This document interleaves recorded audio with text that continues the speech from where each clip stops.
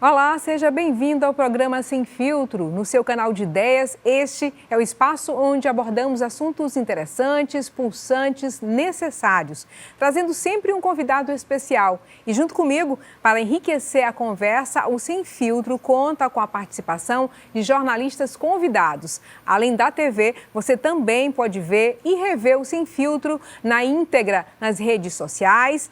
Então, se conecta com a gente nos endereços que estão aí, aparecendo na sua tela. E hoje o programa Sem Filtro entrevista o conselheiro Marcelo Tavares, presidente do Tribunal de Contas do Estado. Juntam-se a mim nesse bate-papo Isaías Rocha, jornalista e radialista, e Ricardo Marques, jornalista e comentarista político na TV Difusora e Difusora News. Sejam todos bem-vindos. Mas antes de começarmos o nosso bate-papo, conheça agora um pouco da trajetória do presidente do Tribunal de Contas do Estado, TCE, Marcelo Tavares. Marcelo Tavares Silva nasceu em São Luís, capital do Maranhão, tem 53 anos. É advogado, graduado em Direito pela Universidade Federal do Maranhão. Em 1994, foi eleito deputado estadual. Já em 2008, assumiu a presidência da Assembleia Legislativa do Maranhão. Em 2015, assumiu o cargo de secretário da Casa Civil do Estado. Em 2018, foi eleito deputado estadual pelo PSB. Em 2021, Marcelo Tavares foi indicado para uma vaga no Tribunal de Contas do Maranhão e tomou posse no mesmo ano. Em 2023, Marcelo Tavares assumiu a presidência do TCE para o biênio 2023-2024. Eu quero novamente cumprimentar os colegas Isaías Rocha e Ricardo Marques e agradecer a participação aqui no programa de hoje. O TCE divulgou no mês de março o ranking de transparência do segundo semestre de 2023, em avaliação realizada no período de 3 de agosto a 6 de março de 2024. Em uma de suas entrevistas, presidente, o senhor falou que a transparência é a maior ferramenta da democracia. Que ações o TCE maranhense tem implementado para assegurar a agilidade e a segurança dessas informações? Seja bem-vindo ao Sem Filtro, presidente do TCE, Marcelo Tavares. É uma satisfação, Anne, Isaías, Ricardo, e o TCE tem trabalhado incansavelmente no sentido de tornar mais transparente a conduta dos gestores no estado do Maranhão. Fazemos não só com a avaliação do portal ou a avaliação de outras políticas públicas, mas também com fiscalizações. Então o TCE tem sido incansável nesse trabalho. E eu entendo que os resultados vão aparecer, começam a aparecer, porque toda a fiscalização ela também tem um efeito didático. E nós, no ano passado, inclusive, tivemos destaque nacional pela nossa atuação na fiscalização e na busca do bom gasto público. Agora vamos jogar essa conversa na roda. Pode começar, por favor, Ricardo. Conselheiro, o TCE fez um trabalho agora no final do ano, isso que o senhor se referiu, que foi reportagens nacional, repercutiu em todo o país e identificou ali mais de 100 prefeituras que estavam ali inflando o número de alunos. Na verdade, eles estavam fraudando, né, os dados fornecidos ao MEC. Daquela investigação para cá, daquele início daquele trabalho para cá, o que evoluiu? Olha, aquela investigação, ela, de fato, ela não chegou a 100, mas 50 municípios com indícios graves de criação de número de alunos que não existem, e atividades também que, infelizmente, não são apresentadas. Essa fiscalização ela se transformou numa auditoria. Essa auditoria começa agora a ser levada adiante. Possivelmente ela vai se transformar numa tomada de contas especial, que levará a uma punição severa do gestor, desses gestores, onde nós encontramos problemas. Mas, infelizmente, nós fiscalizamos 50 municípios, mas provavelmente essa fraude é muito maior. E a nossa atuação, ela fez com que o Ministério da Educação, que a Controladoria Geral da União, todos os tribunais de contas do Brasil seguissem o mesmo caminho. Então, eu entendo que foi um golpe muito forte naqueles gestores da área da educação que fraudam o número dos alunos, porque esse número leva ao recebimento, à receita, né? Então, a metodologia que o Brasil adota dessa estatística, dessa maneira de liberar recursos, ela se mostrou extremamente problemática. Possivelmente, isso pode se repetir no Brasil inteiro. E a gente lamenta tudo isso. O ideal é que nós chegássemos nos municípios e encontrássemos as turmas, as salas de aula funcionando, uma quantidade grande de pessoas na alfabetização, os alunos nossos com atividades complementares, mas infelizmente não foi isso que nós encontramos. Agora, conselheiro, no seu ponto de vista, qual a responsabilidade da União? Aí a gente entra num conflito de competência. O Tribunal Regional detectou um grave erro, né, de suposta fraude em recursos federais. Um dado que o próprio TCU não conseguiu, com toda a sua equipe, localizar. No seu ponto de vista, como é possível tratar desse ponto de responsabilização, por exemplo, de outros entes, inclusive federais, nesse ponto de vista que o TCE detectou aqui no Estado? Olha, assim, em primeiro lugar, esse recurso não é só federal, né? O Fundeb, ele é uma cesta de recursos, ele tem recurso federal, mas ele tem recurso dos governos estaduais e recurso dos municípios. Então, portanto, nós temos competência para fiscalizar. Mas nós mostramos, até recebi há alguns dias atrás a visita do Vinícius Marques, que é o ministro-chefe da CGU, e discutimos essa temática. E até abordamos a possibilidade de fazermos parcerias na nossa fiscalização e a fiscalização da CGU aqui no Maranhão. E, ao mesmo tempo, e aí muito mais a CGU do que o Tribunal de Contas do Estado do Maranhão, nós alertamos, quer dizer, foi alertado o Ministério da Educação de que não é possível continuar com uma maneira simplesmente declaratória da existência desses alunos. É preciso ter fiscalização. E nós não fomos demandados nem pelo Ministério nem pela CGU para fazer a fiscalização. Foi iniciativa nossa, do Tribunal de Contas do Estado do Maranhão. Agora, todos os tribunais de contas como eu disse antes, todos os tribunais de contas do Brasil estão adotando a nossa sistemática fiscalização. E o Ministério agora se mostrou sensível e começa a avaliar essa política pública para encontrar caminhos de mensurar com mais qualidade e liberar recursos para aqueles que realmente prestam a atividade. O serviço complementar, quer dizer, a atividade educacional complementar.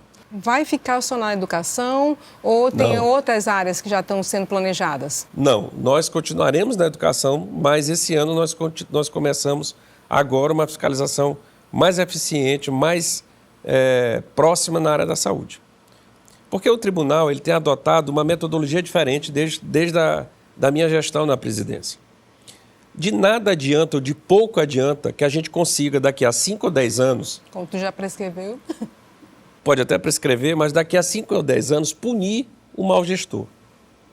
Porque isso não vai reparar o ano de escolaridade que aquele jovem perdeu, isso não vai reparar a falta da merenda escolar, a falta do transporte escolar, a falta de uma saúde de qualidade, a falta de um serviço de infraestrutura na maneira como ele foi contratado. Então, o Tribunal de Contas ele tem que defender o bom gasto público, claro, mas, acima de tudo, a qualidade do serviço público para o cidadão. Ele paga o imposto, não é para que a gente depois vá punir o gestor. Ele paga o imposto e quer um serviço público de qualidade. Isso é que vai modificar a vida do cidadão. Então, hoje, o Tribunal de Contas do Maranhão tem essa visão. E é uma visão que, do ponto de vista do discurso, até já existente em outros lugares. Mas, na prática, é a primeira vez que estamos fazendo isso no Maranhão. E em muitos outros lugares hoje estão adotando a mesma metodologia, dividindo a mesma visão na fiscalização do gasto público que nós temos hoje. Então, nós estamos resgatando a capacidade do Tribunal de Contas do Maranhão de fiscalizar o nosso gestor. Eu quero ainda voltar nesse tema da fiscalização que o TCE fez com a questão da escola integral, tempo integral, seja lá.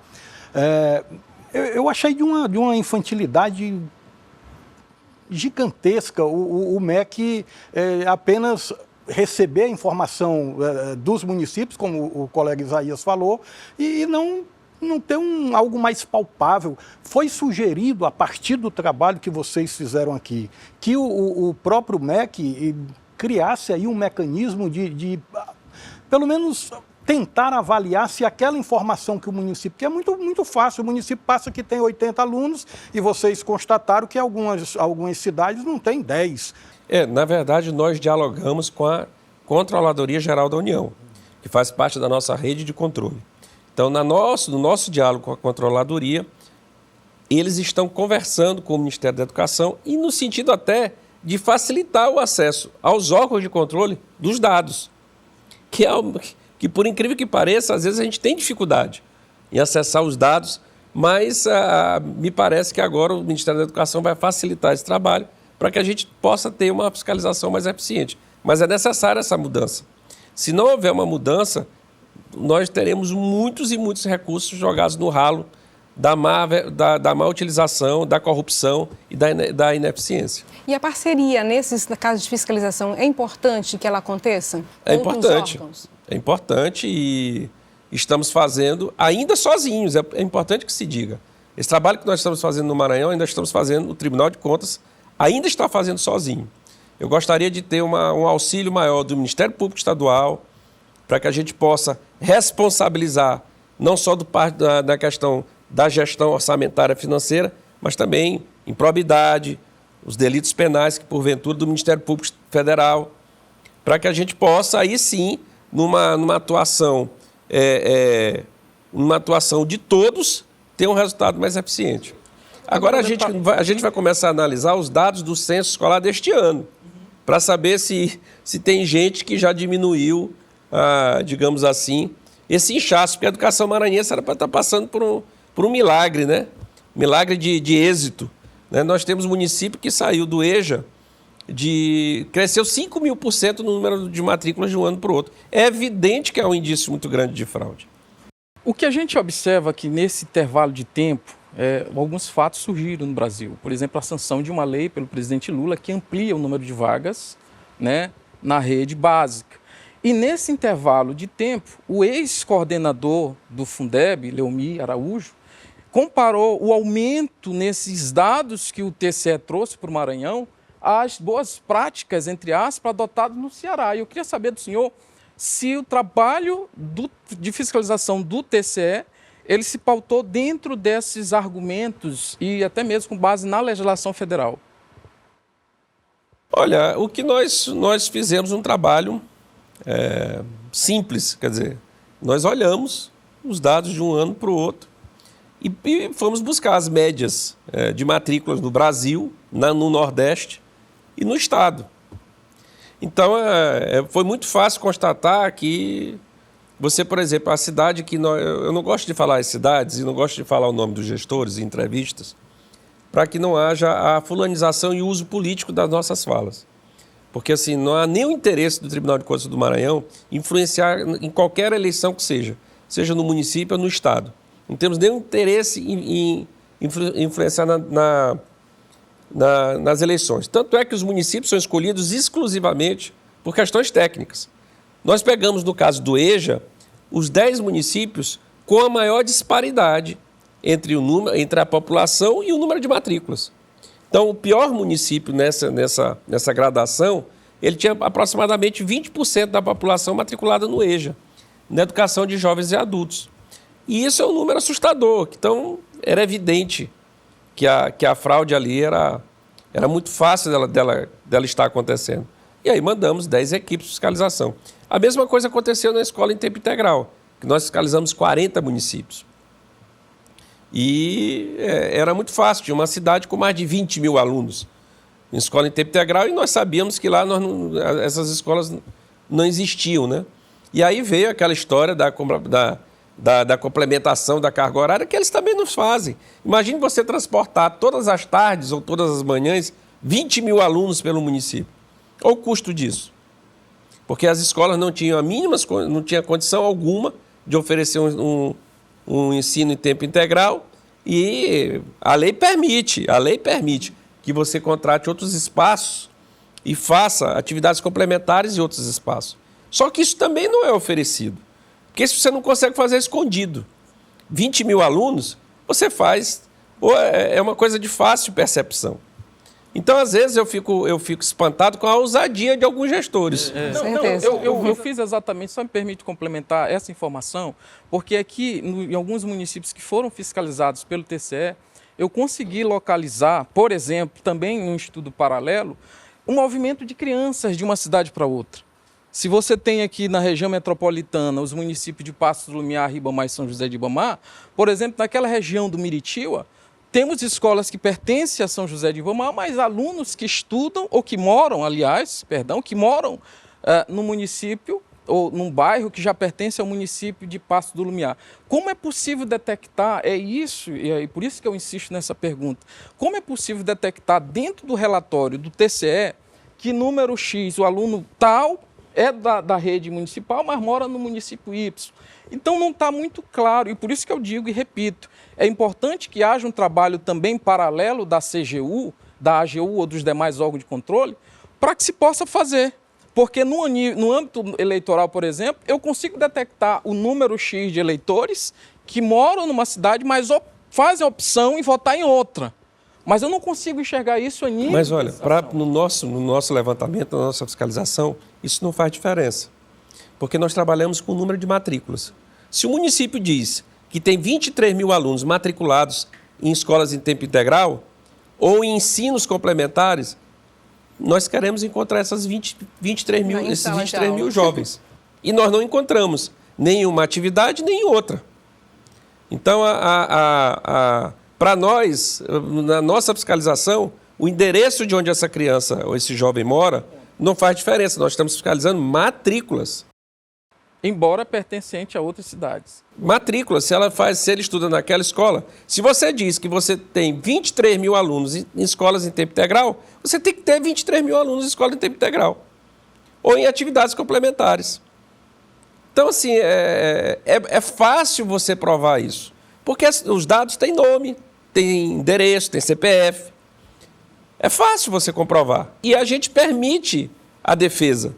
Correto. Quer dizer, a ampla defesa ela é garantida. É a nossa obrigação legal, a nossa obrigação constitucional. Então, nenhum município foi vitimado. É importante que se diga. E todos os municípios que receberam a fiscalização, todos eles, escolhidos pelo nosso setor de inteligência, da nossa equipe técnica, e sem nenhuma indicação política. Sem nenhuma indicação política. Okay. Até porque nós saberíamos que esse tema... teríamos vozes divergentes. Por isso, nós fazemos questão de deixar nosso trabalho na área técnica. A gente vai fazer um intervalo, esse é o nosso primeiro bloco que já está chegando ao fim. Vamos fazer uma pausa rápida, mas fique ligado que no próximo bloco eu e meus colegas jornalistas Isaías Rocha, Ricardo Marques, vamos continuar o nosso bate-papo com o presidente do TCE, Marcelo Tavares. É um instante só.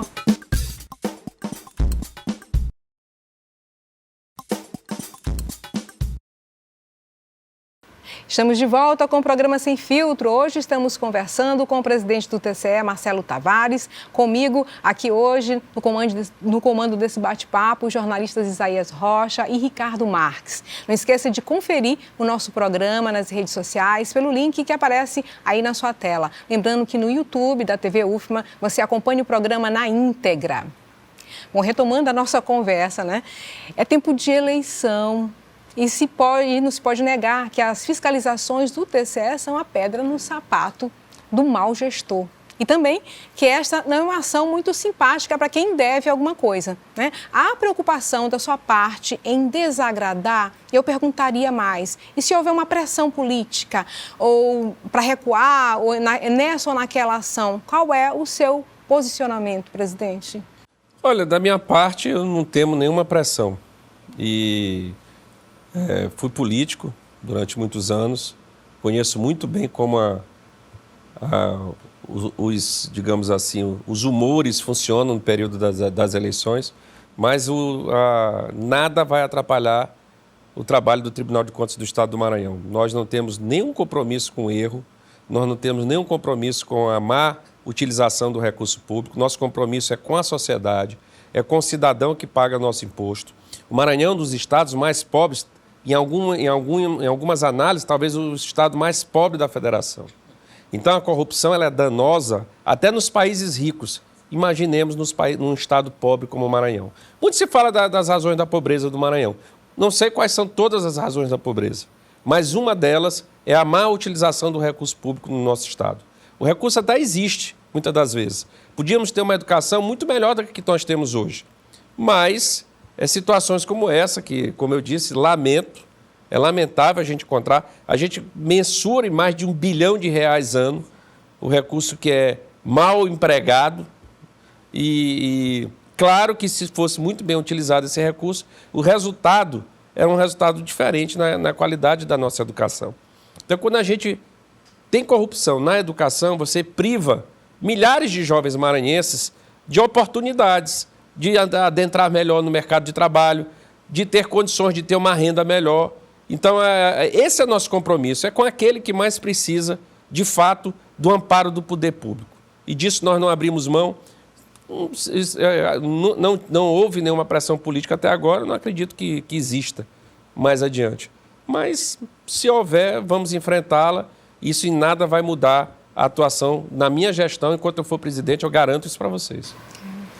Presidente Marcelo, o maranhense, 99%, eu acredito que 100% dos maranhenses, eles se fazem essa pergunta todos os dias.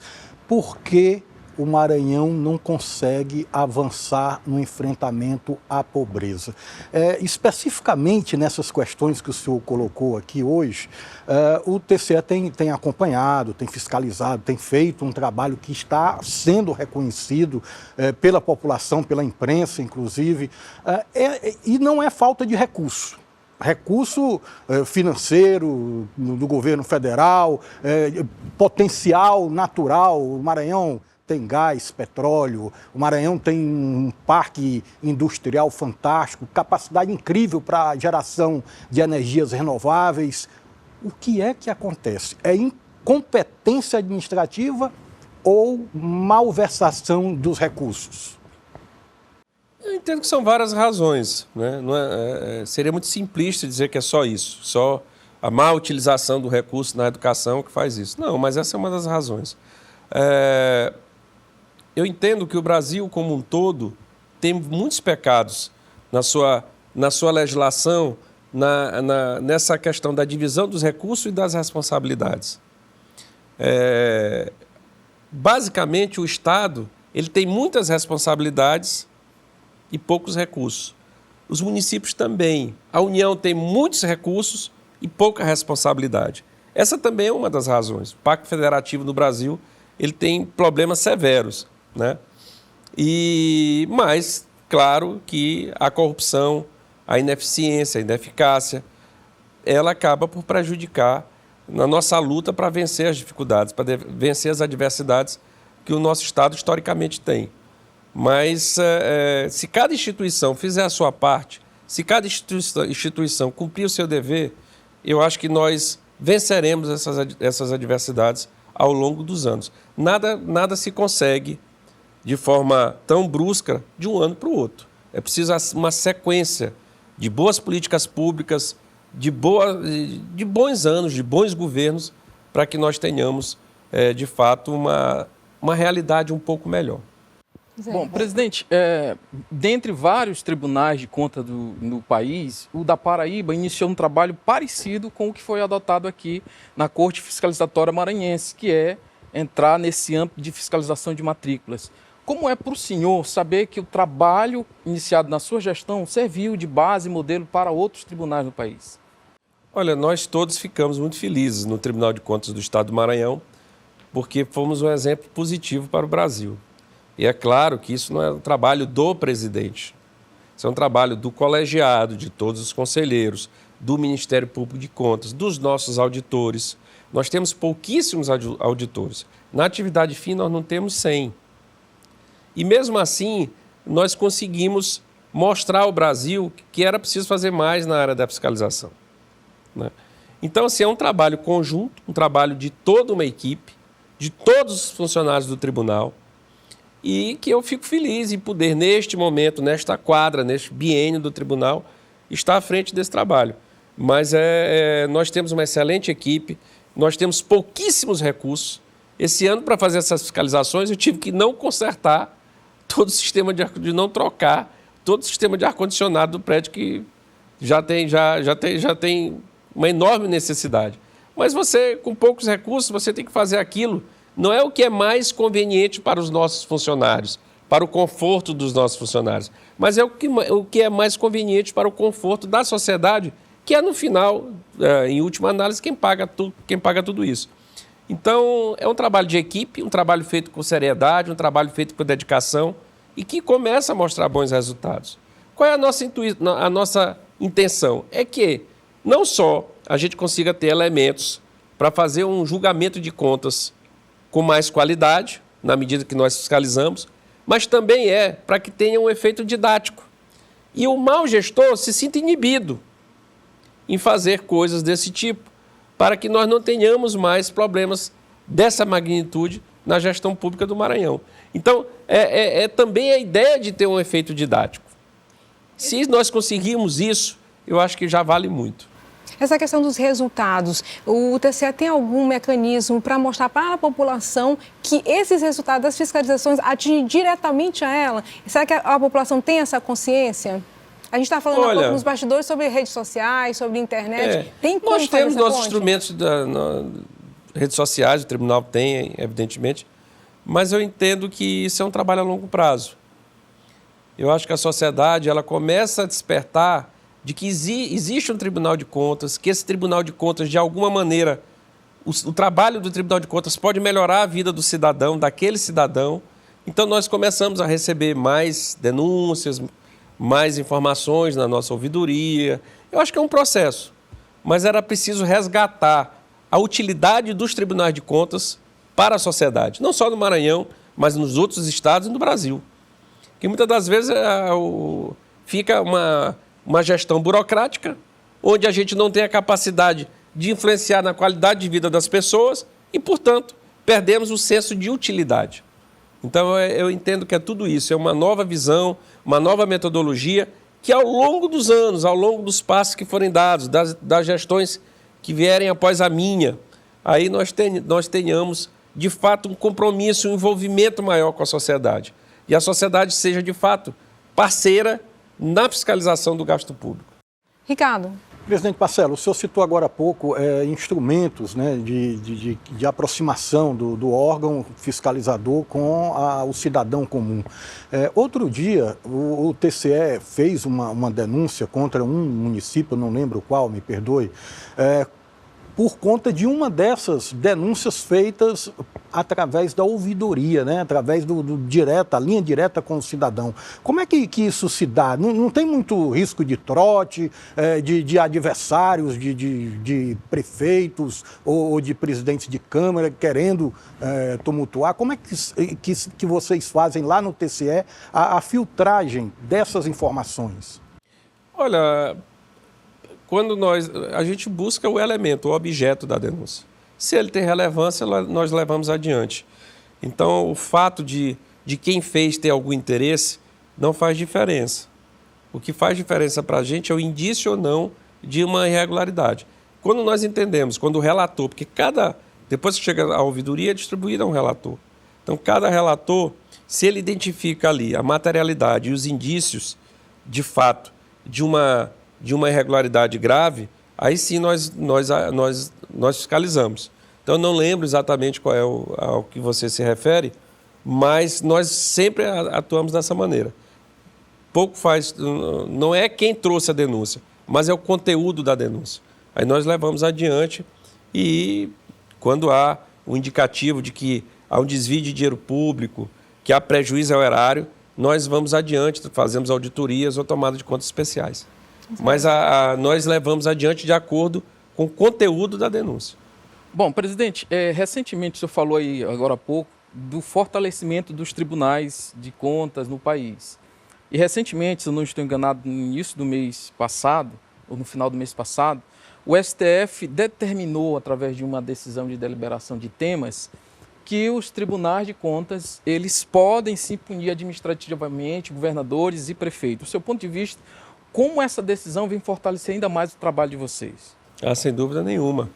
a decisão do Supremo Tribunal Federal, ela valida tudo aquilo que nós já vimos fazendo na responsabilização dos prefeitos e dos governadores. Muitas das vezes, como o prefeito delega, é como se ele não tivesse mais responsabilidade nenhuma. E existe uma responsabilidade, sim. Então, nós passamos a ter a capacidade de, até em tomada de conta especial, sem o julgamento das câmaras.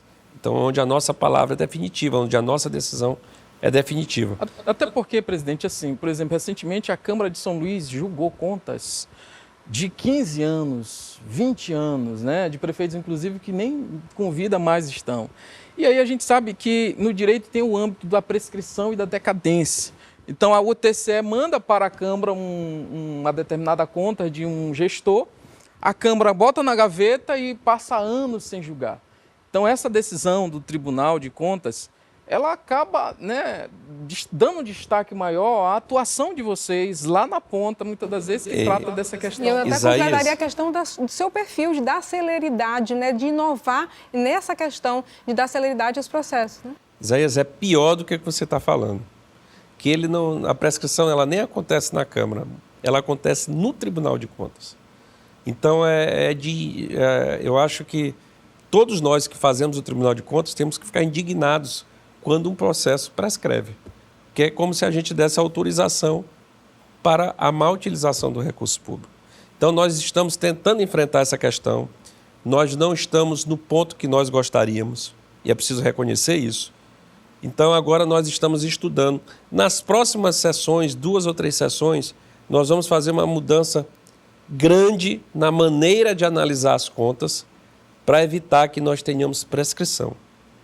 Mas, de fato, hoje ainda é uma situação gravíssima que é, digamos assim, um ponto desagradável na atuação dos tribunais de contas, não só no Maranhão, mas no Brasil inteiro. Então, essa é uma temática que nós vamos enfrentar com muita força nos próximos meses para tentar encontrar um caminho melhor de atuação para que a gente possa não só fazer as fiscalizações, mas julgar o mau gestor, julgar o bom gestor, julgar o gestor. E nós não estamos no ponto que nós gostaríamos.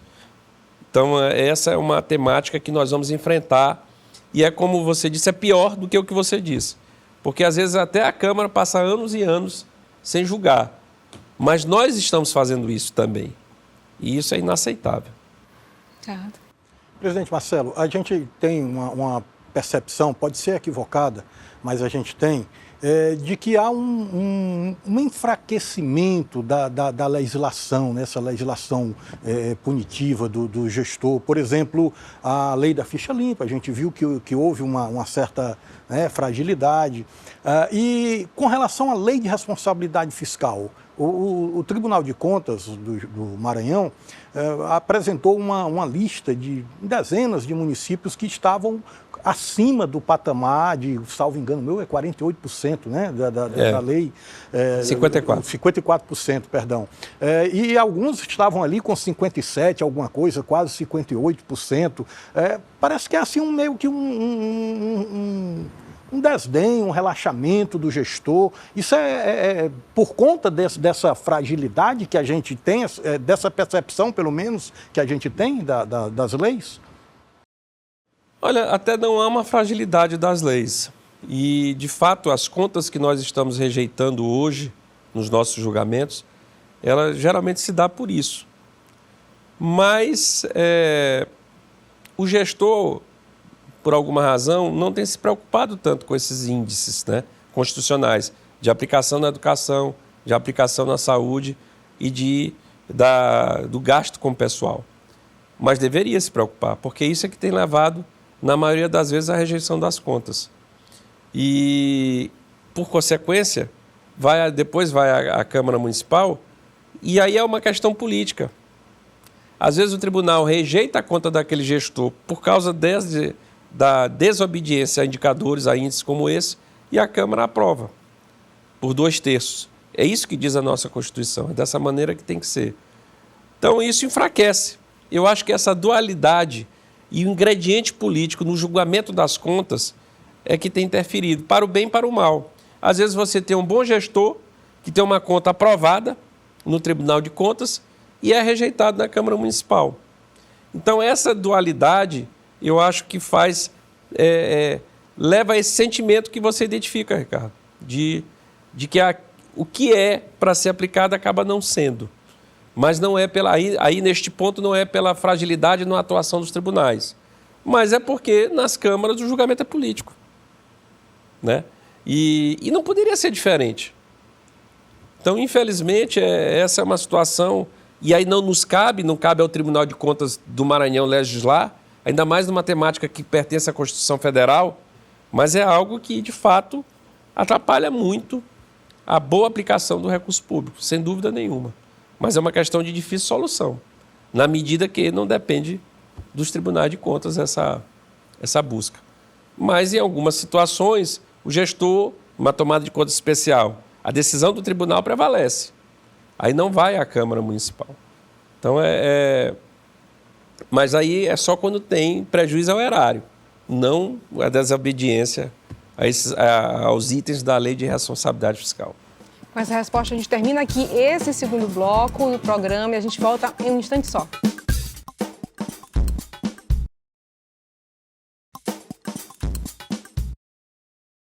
Estamos de volta e este já é o último bloco do programa Sem Filtro. Estamos conversando com o presidente do TCE, Marcelo Tavares, somando comigo os colegas jornalistas Isaías Rocha e Ricardo Marques. Presidente, a gente já falou um pouco da questão da ouvidoria, né? A gente sabe que a sociedade civil organizada, as associações de bairro, são os olhos do TCE e parceiras importantes no que se refere a denunciar fora da conformidade, as coisas que estão fora da conformidade.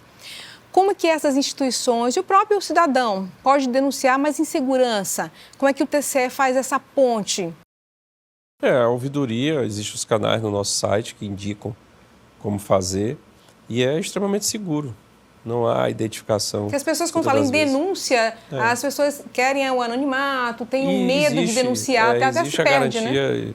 Não há nenhuma dificuldade em fazer isso. Nós temos os canais das nossas redes sociais e, de fato, é seguro para o cidadão fazer essa denúncia.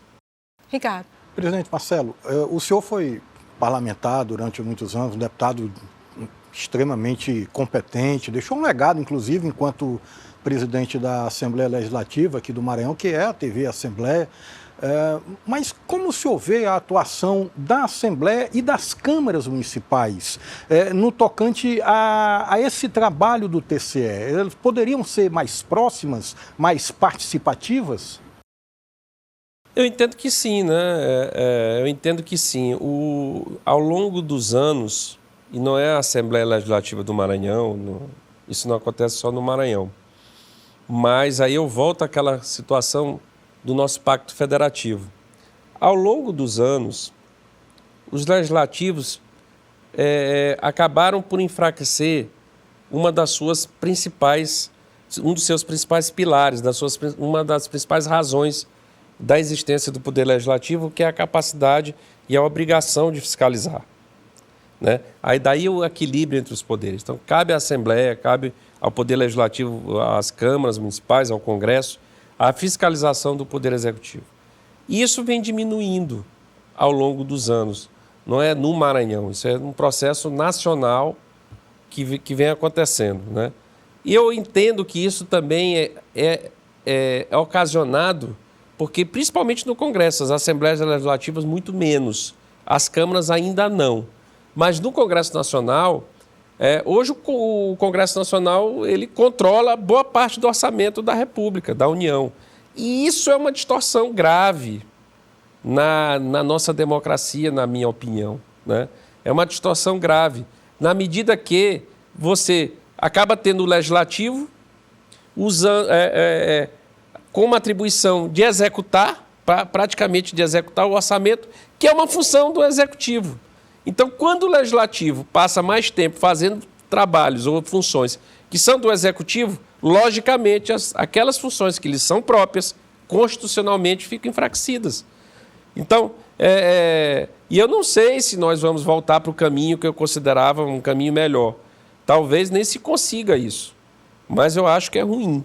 Cabe ao Poder Legislativo e os órgãos de contas, os tribunais de contas, no caso dos estados, o Tribunal de Contas do Maranhão, no caso do Maranhão, da Assembleia Legislativa, é um órgão auxiliar de fiscalização. Não é que nós sejamos dependentes ou a Assembleia tenha a autonomia, que tenha o comando sobre o Tribunal de Contas. Não é isso. Mas nós somos um órgão auxiliar na tarefa fundamental de fiscalização do Poder Executivo. Então, como os poderes legislativos no Brasil todo não têm mais usado tanto essa atribuição, é cada vez mais distante este papel dos tribunais de contas como órgão auxiliar do Poder Legislativo. Mas essa é uma questão que eu considero nacional, não é um problema do Maranhão, é um problema nacional. A política brasileira, ela atravessa uma quadra bem esquisita. E eu não sei se nós vamos conseguir superar isso, mas ela atravessa uma quadra bem esquisita. Realmente, daí essa coisa toda de golpe, etc. Presidente, o senhor puxou o tema. E aí eu considero, adentrei na questão da democracia, né, porque eu considero que o Tribunal de Contas ele tem um papel extremamente importante no equilíbrio da nossa democracia. Porque quando os tribunais de contas funcionam, quando os órgãos de controle funcionam, você tem uma política pública melhor, de mais qualidade. Uma política pública melhor, um gasto público melhor, ele leva educação ao cidadão, ele leva saúde ao cidadão, ele leva segurança pública ao cidadão e infraestrutura. E aí na habitação, asfalto, esgoto, tratamento de esgoto, tudo. Então, quando o cidadão ele se sente amparado pelo poder público, nenhum cidadão defende a quebra do sistema. Então, quando o poder público ele não funciona, aí você tem uma democracia fragilizada. Porque se aquele sistema não lhe dá as condições de vida que você entende como justas, gera uma insatisfação. E a insatisfação, dependendo do grau, pode levar a uma ruptura. Os tribunais de contas têm um papel fundamental na consolidação da democracia brasileira. Eu concordo com o senhor, mas eu sou crítico, inclusive, dessa situação que o país vive, né? Porque eu acho que isso é um movimento que vem desde 2014, né? Teve a sua ascensão em 2018, com a temática da corrupção. Esqueceram a temática da corrupção e hoje pautam nas questões de costume. Eu acho, no meu ponto de vista, uma estratégia para que torne o Brasil esse caos que aí está. Eu acho que precisa se combater não só com fiscalização, mas também com informação. Mas, presidente, o senhor foi para Brasília e lá em Brasília a gente também tem uma questão que pode impactar muito, inclusive na composição do tribunal.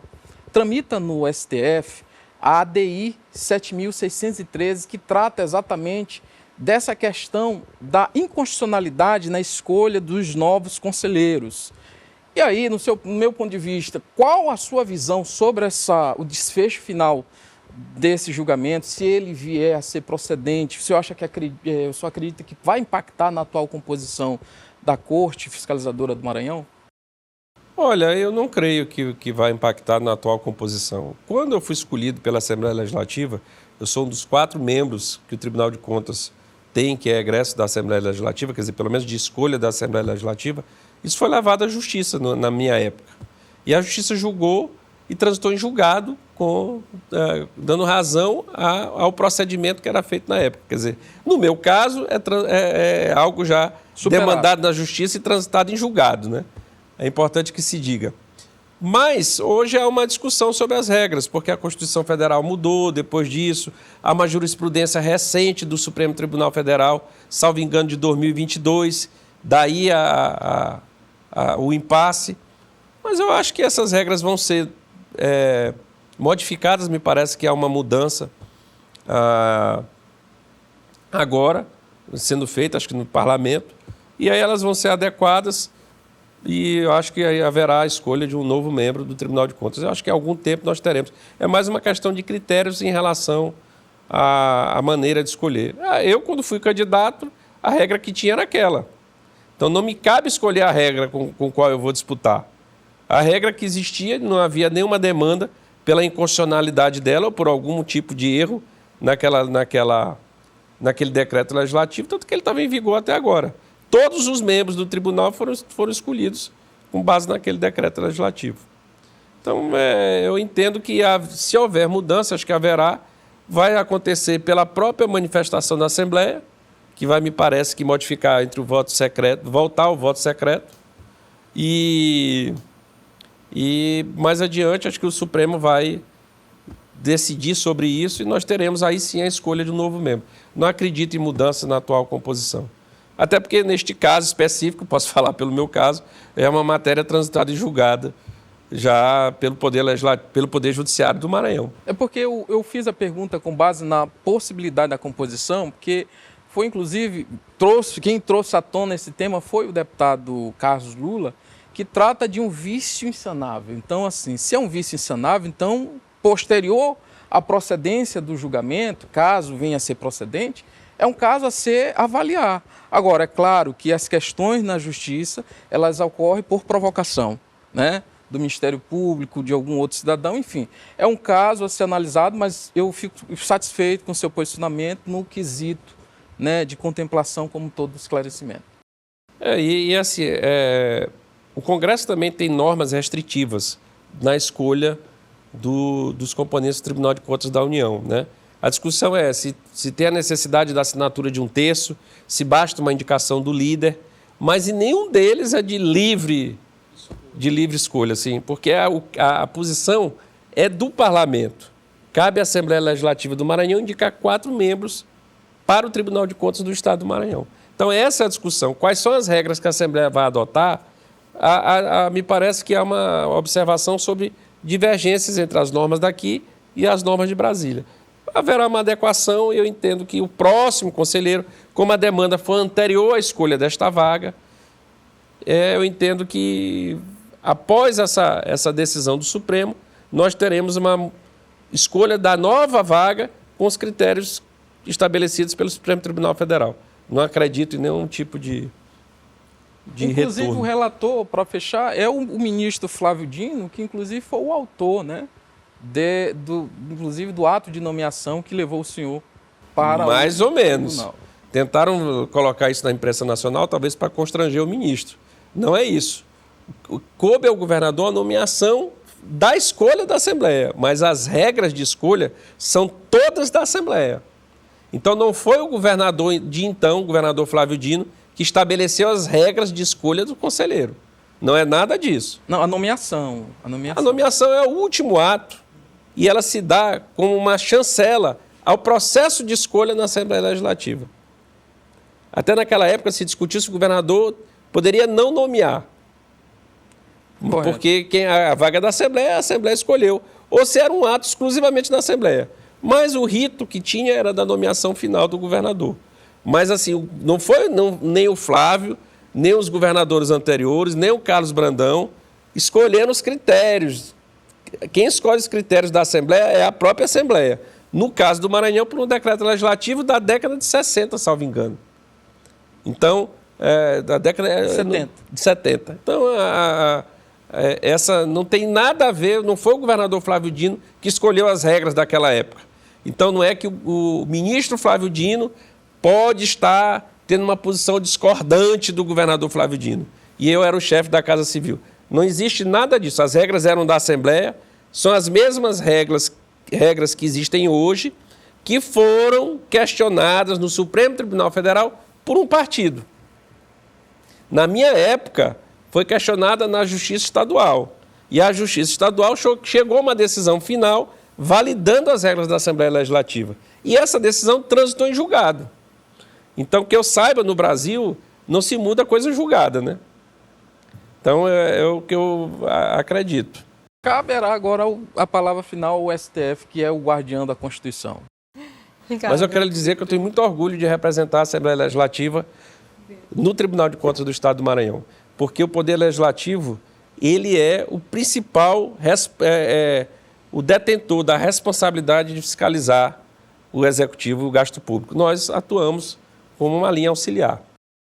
Presidente Marcelo, o senhor tem uma linha de atuação, a sua trajetória, a sua biografia recente, eu coloco muito parecida com a do ministro Flávio Dino, que vocês citaram agora há pouco. Flávio Dino disse que esqueçam o Flávio Dino político, que agora é o jurista, pelo menos enquanto eu estiver no Supremo, ele disse. E desde que virou conselheiro, o senhor mudou totalmente, eu tenho observado isso é louvável da sua parte, mudou totalmente a sua conduta, o seu comportamento, não é mais aquele deputado, virou um magistrado, que o conselheiro tem a função de magistrado. Mas aí eu faço uma pergunta impertinente, se o senhor me permite. Já houve algum ex-aliado que ligou e disse assim, Marcelo, nós fomos aliados em campanha tal, como é tratar com esse tipo de acontecimento, que eu imagino que aconteça, é natural até, né? Quem está lá do outro lado não compreende, às vezes, a mudança necessária na postura de quem vira um conselheiro. Olha, eu até não tive ainda assim um episódio desse. Talvez porque com o julgador eu tenha passado um tempo muito curto, né? Eu entrei no tribunal em 2021, setembro de 2021, e no final de 2022 fui eleito presidente. E como presidente eu não tenho a função de julgar, né? Eu não sou relator de nenhum processo, de nenhum gestor. Eu acho que talvez isso tenha feito com que eu não tenha vivido uma situação como essa. Se em algum momento eu sentir constrangimento em julgar, eu vou me colocar como impedido e não farei. Mas, ao mesmo tempo, quem votou comigo, quem me acompanhou na política, me conhecia. Então, sabe que determinados assuntos não terão em mim um aliado, né? Então, eu acho que isso também cria uma certa barreira e que, em determinados assuntos, ninguém nem perca seu tempo tratando comigo. Então, porque me conhecem de muitos e muitos anos. E, de fato, na época que eu estava na vida pública, eu já nunca fui muito, digamos assim, muito complacente com a corrupção. Porque a corrupção ela até me atrapalhava também como político. Na medida que você chegava para disputar espaço com um determinado candidato e você leva só o discurso, aí você leva as boas práticas, você leva as ações e chega outro comprando voto. Infelizmente, o que compra voto tem uma certa facilidade, né? Então, essa é uma prática que ela também atrapalha a boa política. Então, por isso, eu acho que a minha indignação é maior. E meu pai foi prefeito 5 vezes. Meu pai foi prefeito 5 vezes numa cidade pequena do interior do Maranhão e teve todas as suas contas aprovadas. Nós nunca tivemos esse tipo de dificuldade. Então, eu trago de casa também, digamos assim, essa minha necessidade de buscar a eficiência no gasto público. A gente fala muito da corrupção, mas a ineficiência também é uma tragédia. O dinheiro que é jogado fora, às vezes até obedecendo à legislação, mas mal aplicado, é também muito danoso à sociedade. Pode falar então que é seu perfil e sua experiência que vai chancelar o seu papel. E como deputado, eu nunca abri mão de fiscalizar o Poder Executivo. Agora, deputado, eu era muito eficiente na fiscalização do Poder Executivo. Sobre essa temática da corrupção, a gente tem uma tendência de jogar a corrupção, você que está nos acompanhando nesse exato momento, de culpar a corrupção apenas aos políticos, aos partidos, aos gestores. E o nosso papel? Aí a gente tem que fazer a meia-culpa. E o nosso papel enquanto eleitor? Outro dia me fizeram uma pergunta, esse que é mais corrupto? O eleitor que negocia o voto ou o político que compra? Eu confesso que eu não tive a resposta. Qual o problema? Muitas das vezes o eleitor, hoje o eleitor brasileiro, ele tem uma certa dificuldade de se enxergar no político eleito. Mas o voto, aquele eleitor que vota ou negocia o seu voto, pensando em seus interesses privados, coloca na política político com a mesma semelhança. Eu acho que quando se fala da corrupção, no meu ponto de vista, é preciso também que se falte ou se faça essa crítica para o eleitor. Aqui é um ponto para a educação, mas também para a conscientização. Eu concordo, mas a gente tem que ver assim, eu aprendi isso na política, você tem toda a razão. Mas é muito mais fácil para a gente, que tem todas as condições, todas as oportunidades, dizer que a gente vota bem. E às vezes aquele cidadão que não tem um prato de comida, que não tem a garantia da alimentação dos seus filhos, que não tem habitação digna, que não tem escola digna para os seus filhos, que não tem o amparo de uma saúde pública de qualidade quando ele precisar. Então, quando falta tudo isso, ele não acredita mais na democracia. Ele não acredita mais no voto, no instrumento que ele tem.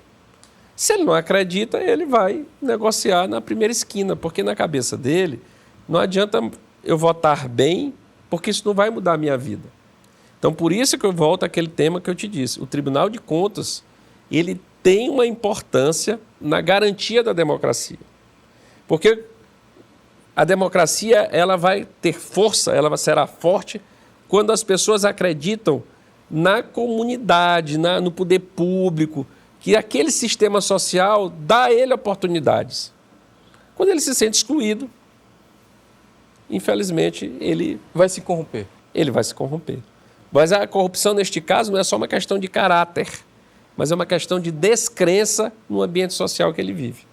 Então, por isso é que as redes, os órgãos, as instituições da rede de controle, aí não é só o Tribunal de Contas, é o Ministério Público, é a Polícia Civil, a Polícia Federal, enfim, todos os órgãos de controle, o Tribunal de Contas da União, Controladoria Geral da União, todos eles têm essa função de garantir o bom gasto público, porque o bom gasto público gera um ambiente social saudável e isso garante a democracia.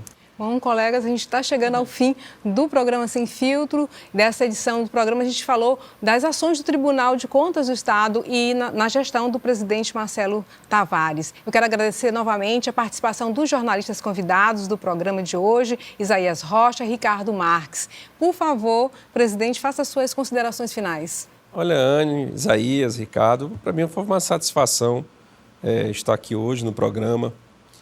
Sem filtro, de fato sem filtro, e eu entendo que é uma oportunidade da gente conversar com a sociedade, da gente conversar com as pessoas e mostrar um pouquinho do nosso trabalho.